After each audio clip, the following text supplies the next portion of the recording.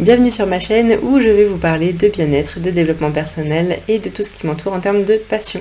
Aujourd'hui, notre sujet, ça va être mon début d'expérience avec la confiance en moi. Je vous retrouve juste après le générique.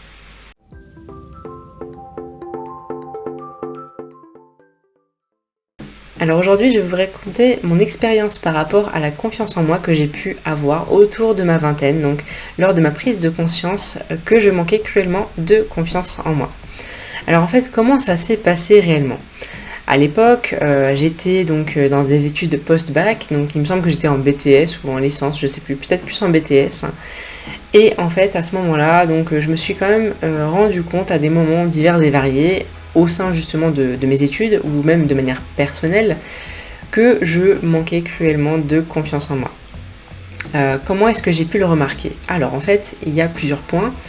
Les points vont être les suivants, donc ça va être principalement donc des éléments par rapport aux camarades de l'époque, donc j'étais très discrète, voilà, très en retrait, très timide, et en fait je ne m'intégrais pas forcément au groupe. J'avais du mal à me choisir des binômes, j'avais du mal à aller vers les autres surtout, et je souhaitais vraiment pas du tout être remarquée. Alors en fait, cette période-là, donc c'est une période donc qui, à mon sens, est très, j'aurais tendance à dire sensible pour moi parce que c'est un début en fait d'un renouveau pour moi, dans le sens où en fait la prise de conscience que je manquais de confiance en moi a pu me faire devenir la femme que je suis aujourd'hui. Alors en fait, la confiance en soi, c'est quelque chose en fait qui va vraiment être personnel. Chacun a sa propre confiance en soi et nous avons tous des relations différentes donc avec notre famille, nos amis, le domaine scolaire, le domaine professionnel aussi et même d'autres domaines encore. Et la confiance en soi en fait va s'appliquer à plusieurs de ces domaines. Donc toute notre vie en fait est régie autour de notre perception, de notre vision du monde. Et moi la vision que j'avais de l'époque c'est que en fait quand je manquais cruellement de confiance en moi, c'est en fait que j'étais très en retrait. Je voulais vraiment pas parler aux autres et ça se caractérisait par des non-sens en fait dans ma vie. Les non-sens faisaient que j'avais envie d'aller les voir, mais en même temps je me sentais pas capable. Alors qu'en fait c'était juste des barrières que je me mettais moi-même. Et ces barrières, tout simplement, je les créais de toutes sortes par rapport aux autres en fait, ce qu'ils disaient, ce que je pensais, ce que j'imaginais en fait dans un tourbillon en fait de croyances de l'époque. Et ce qui fait que en fait aujourd'hui je me rends compte que en fait j'avais clairement des croyances limitantes qui n'avaient pas lieu d'être, tout simplement par rapport à mes relations, par rapport à ce que je vivais en fait à l'époque. Et il y a plusieurs points sur lesquels j'ai pu justement porter mon attention pour améliorer ma confiance en moi. Donc suite à cette prise de conscience, de manque de confiance en moi, j'ai pu donc mettre le point sur diverses choses pour avancer sur cette confiance en moi. Le premier point, c'est que déjà je l'ai accepté. Ça c'est le premier point, c'est nécessaire de se rendre compte, de dire oui, effectivement je manque de confiance en moi. C'est le premier pas que j'ai mis en place pour justement évoluer et aller de l'avant par rapport à cette notion. Le deuxième point, c'est sortir de sa zone de confort. Là, je sais que c'est compliqué pour beaucoup de personnes, mais moi, c'est vrai que ça a été compliqué également. Comme je vous dis, cette période-là remonte à environ entre mes 20 ans et mes 22-23 ans. Donc déjà, ça remonte à très loin maintenant. Et en plus de ça, l'époque fait que, on ne sait pas du tout où aller, on ne sait pas comment faire, on ne sait pas à qui parler pour justement se rendre compte qu'on peut avoir des solutions relativement simples. Moi, effectivement, j'ai commencé à me renseigner un petit peu quand justement j'ai eu cette prise de conscience et quand je l'ai acceptée. Sur le coup, j'ai pu donc me renseigner sur internet, j'ai pu lire des livres et en fait on m'en a même conseillé un qui s'appelle Le jeu du Tao. Ça j'en ai déjà parlé dans une ancienne vidéo et c'est quelque chose que je peux vous recommander. Il y en a plusieurs mais c'est vraiment celui-ci que je vous préconise. Sur le coup, en fait, quand j'ai décidé effectivement de mettre en place des choses pour sortir de ma zone de confort, ça n'a clairement pas été simple parce que quand on manque de confiance en soi, donc on ne va pas forcément vers les autres, on a peur, on est timide, voilà, on a plein de petits points on va dire à améliorer Et en fait, ce qui s'est passé, c'est que j'ai décidé de faire une chose à la fois. À l'époque, donc comme je vous le disais, je ne m'intégrais pas forcément à certains groupes. J'ai décidé finalement de commencer à entrer dans ces groupes-là. Ce n'était pas des clans ou quoi que ce soit, mais vraiment des petits groupes d'amis à qui je parlais très très ponctuellement. J'ai commencé réellement à parler un peu plus avec eux.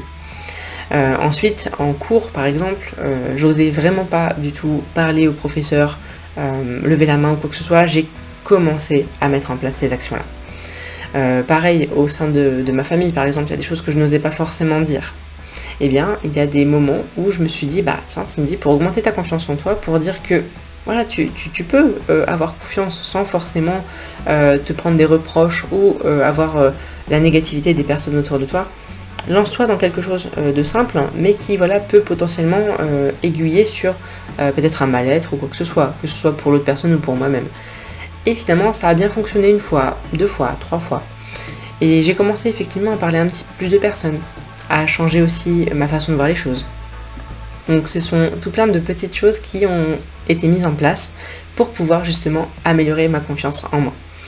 Et je me rappelle aussi à l'époque, et aujourd'hui je ne l'ai plus, j'écrivais une sorte de journal, j'avais des feuilles A4 et en fait je notais dessus en fait régulièrement ce que je pensais, ce que j'imaginais, ce que je ressentais en fait. Et ça m'a vraiment aidé en fait à mettre des mots parfois sur des choses qui n'étaient pas possibles en fait juste en mode réflexion. Et donc j'ai pu mettre en place donc, justement ce fameux journal où j'ai pu mettre en place donc des écritures, non pas par automatisme, mais voilà, tous les 2-3 jours, je me disais tiens, j'ai quelque chose à dire, donc j'ai envie de l'écrire, j'ai envie d'extérioriser certaines choses. Et en fait, ce qui s'est passé, c'est que en fait, ça m'a permis en fait même de mettre des mots, comme je vous l'ai dit à l'instant, sur certaines situations, sur certains ressentis.